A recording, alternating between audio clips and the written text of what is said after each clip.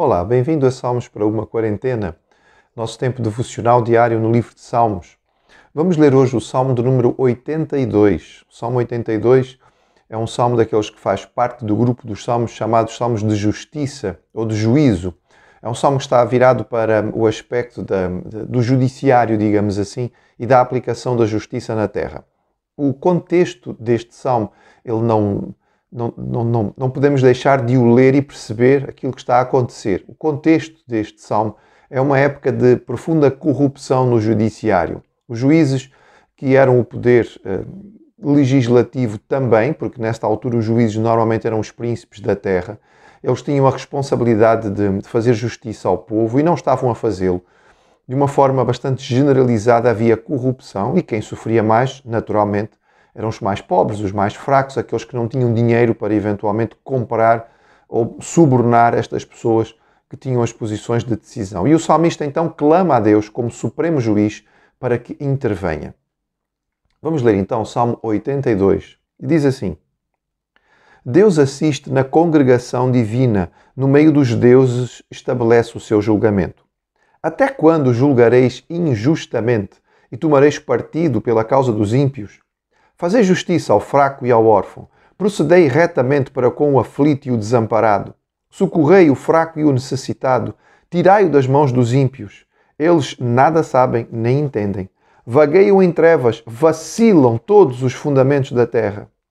Eu disse, sois deuses, sois todos filhos do Altíssimo. Todavia, como homens morrereis, e como qualquer dos príncipes, haveis de sucumbir. Levanta-te, ó Deus, julga a terra, pois a ti compete a herança de todas as nações. O Salmo começa já no versículo 1 com uma afirmação que cria alguma dificuldade em termos interpretativos. Há três possibilidades maiores de interpretação desta ideia.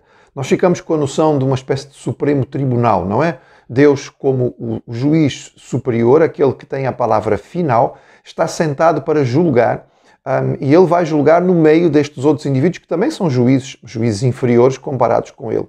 Mas que tribunal é este? Então, uma das hipóteses é de que estamos aqui falando dos lugares celestiais onde habitam todos os anjos, as hostes celestiais.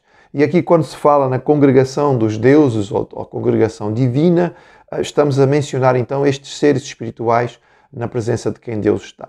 Uma segunda ideia, defendida principalmente pelos rabis, é que estamos aqui a falar sobre os outros deuses, os deuses pagãos, que de um modo geral estes deuses ainda eram reconhecidos por muita gente em Israel, mas que o Deus de Israel, Jeová, estava acima deles todos. Então, na congregação em que se reuniam todos os deuses, em algum lugar, algures onde se reuniriam todos os deuses, o Deus de Israel tem posição suprema e ele é juiz acima de tudo. A nossa posição como cristãos tem a ver com a interpretação que é dada por este texto quando ele é usado pelo Senhor Jesus em João capítulo 10. E dá a entender claramente que estamos a falar aqui de juízos humanos, ou seja, há seres humanos que ocupam uma posição tão importante na Terra que são praticamente como se fossem deuses. Se você já teve alguma vez que enfrentar um tribunal, se você já esteve que estar diante de um juiz, talvez você entenda isto melhor, porque de facto eles se comportam como se tivessem uma posição quase que divina. Ali eles são donos e senhores das vidas e eles podem tomar a decisão que quiserem. E ao fazerem isto, eles se colocam nesta posição de superioridade. E esta pode ser também a ideia aqui, a interpretação aqui. Deus está chamando a si para julgamento todos aqueles que ocupam posição importante no judiciário. Todos os juízes que se acham supremos são chamados por Deus para prestar conta do seu julgamento. E Jesus usa esta interpretação na passagem de João capítulo 10. E o julgamento certamente é duro, porque Deus está a chamar a atenção. O salmista nos diz que há corrupção significativa, ou seja, há suborno. E há aqui uma preocupação clara, nestes versículos 3 e 4, por exemplo, daquilo que nós encontramos na lei. A lei do Senhor tinha uma vocação especial para ajudar os pobres e os oprimidos, como nenhuma outra lei de nenhum outro povo naquela época, naquele espaço do mundo. A lei de Israel era uma lei que previa o cuidado para com os órfãos, as viúvas, os estrangeiros, e era algo inédito.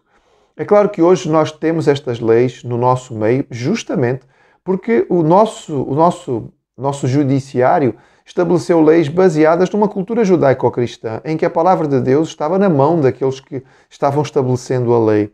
Mas entre o povo de Israel não era assim, e os povos da antiguidade não tinham este conceito. Mas o povo de Deus devia ser um povo diferente, devia ser um povo que teria que ter este cuidado especial para com aqueles que estavam em situação de dificuldade. Lembramos que o Senhor Jesus andou entre os pobres e os oprimidos deste mundo. Ele não andou entre os ricos. Ele não teve a sua comunhão com os poderosos. Eram estes que precisavam da sua ajuda, estes carecidos que precisavam de apoio, eram aqueles que ele ajudava. E a Igreja de Jesus sempre se fortaleceu imenso, normalmente no meio daquela camada da população considerada mais pobre. É natural.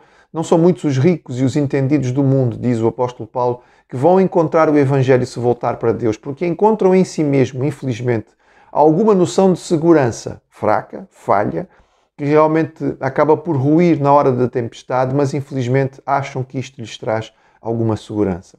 O salmista, então, depois de chamar e apelar para que seja feita a justiça, ele clama mesmo e diz: façam a vossa parte, libertem estas pessoas que estão em dificuldade. Não percebem que eles não conseguem fazer por si mesmos. E então ele vai avançar para uma noção quase com alguma ironia. Vocês acham que são deuses? Vocês se consideram, não é? Pessoas que estão numa posição altíssima, mas sabem de uma coisa: por mais importante que vocês sejam, continuam sendo mortais. Por mais significativa que seja a vossa posição hoje, e pode parecer que nada pode vos abalar, vocês são apenas humanos. E príncipes, juízes que não julgam de forma correta, merecem ser derrubados. E quando a morte chega, ela não deixa estas pessoas nenhuma saudade na comunidade, porque não eram pessoas que andavam com justiça e não faziam as coisas de forma correta. Então, o Salmo vai apelar então a que estas pessoas percebam, ou lembrem-se da sua pequenez, lembrem-se da sua transitoriedade. São humanos, são passageiros, são mortais e em breve vão deixar este mundo, por mais importantes que sejam. A sua arrogância ia acabar por ser derrubada quando chegasse o tempo deles deixarem este mundo. O Salmo vai terminar com um apelo, um novo apelo, para que Deus assuma a sua função de juiz supremo, para que Ele realmente exerça a sua autoridade sobre toda a terra, porque afinal é Deus que conhece os corações, é Ele que pode julgar da forma mais correta, porque vê as intenções da alma e sabe qual era o sentido de tudo aquilo que nós pensamos, falamos e fazemos. E por isso, como juiz supremo, Ele é feito o apelo para que Ele mais uma vez possa agir. A atualidade deste salmo nos impressiona.